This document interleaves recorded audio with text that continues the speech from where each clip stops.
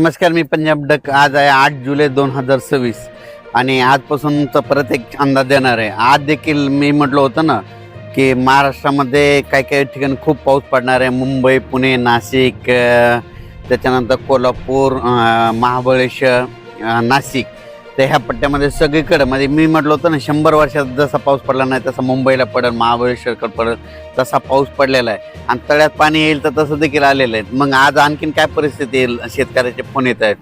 तर आज देखील 8 जुलैला देखील काय होणार आहे की पुणे जिल्हा, दोन जिल्हा, बारामती, त्याच्यानंतर इकडं अहिल्यानगर, संगमनेर, अकोले, संगमनेरमधले अकोले, शिर्डी, राहता, कोपरगाव, वैजापूर, गंगापूर, त्याच्यानंतर इकडं संभाजीनगर, जळगाव जिल्हा, धुळे जिल्हा, आज नंदुरबार जिल्हा देखील पाऊस जाणार आहे.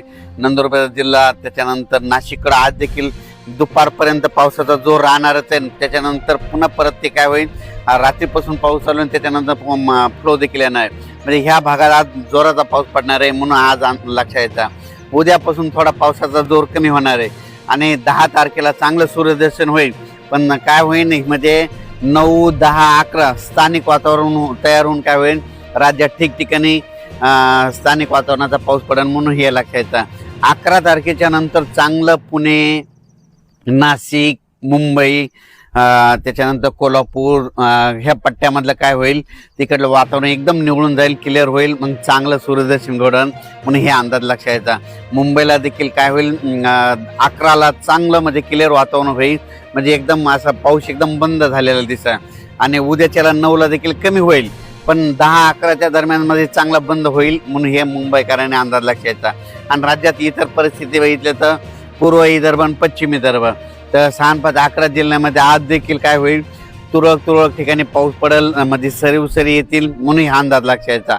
फक्त काय झालं, महाराष्ट्रामध्ये लातूर जिल्हा, धाराशिव जिल्हा, सोलापूर जिल्हा, ह्या आणि बीड जिल्ह्याचा इकडला पश्चिम दक्षिणचा भाग, ह्या भागामध्ये काही भागामध्ये पाऊस पडलेला नाही.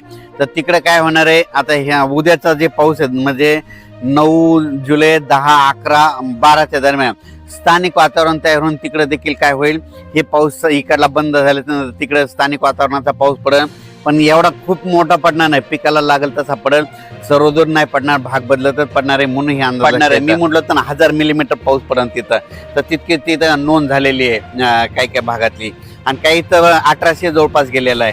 आणि आज देखील काय होणार आहे, नाशिक जिल्ह्यात आज देखील पाऊस राहणार आहे. संगमनेर, अकोले, इकडं अहिल्यानगर एक चांगला राहणार आहे म्हणून हे देखील सर्व शेतकऱ्यांनी लक्षात द्यायचं. त्या देखील भागात पाऊस पडणार, पण शेतकऱ्याला सांगू इच्छितो काही भाग समजा बराच भाग पडलाय आणि 2-4 गाव सुटलेत. त्याचं कारण सांगतो.